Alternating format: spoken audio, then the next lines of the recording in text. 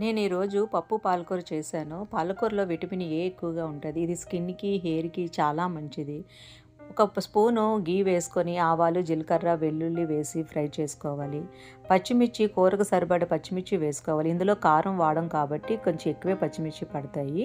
ఉల్లిపాయ కూడా వేసి ఫ్రై చేసి పాలకూర వేసుకోవాలి. పాలకూర కంటికి చాలా మంచిది. రక్తహీనత నివారణ చేస్తుంది. ఇందులో కొంచెం పసుపు వేసుకొని బాగా కలిపి దగ్గరికి అయిన తర్వాత మనం ఉడికించి ఉంచిన పప్పుని వేసి కలుపుకోవాలి. చాలా వరకు పప్పు ఆకుకూర అంటే పప్పుని పాలకూర ఆకుకూరని కలిపి కుక్కర్లో ఉడకబెడతారు. అలా చేయకూడదు. మనకి ఉప్పు ఇంగువ వేసుకొని 2-3 మినిట్స్ ఉడికించుకోవాలి. తర్వాత స్టవ్ ఆఫ్ చేసి కొత్తిమీర మీకు కావాలి అనుకుంటే ఒక హాఫ్ స్పూన్ ఘీ వేసుకొని మూత పెట్టి ఒక 5 నిమిషాలు అలా ఉంచిన తర్వాత మనం సర్వ్ చేసుకుంటే ఆ టేస్టే వేరబ్బా. పప్పుతో పకోడీ కాంబినేషను చాలా బాగుంటుంది. మీలో ఎంతమందికి ఈ కాంబినేషన్ ఇష్టమో కామెంట్ చేయండి. నాకైతే చాలా నచ్చింది. ఇంకా మీరు లేట్ చేయకుండా ఈ పప్పు ఆకుకూర ట్రై చేయండి.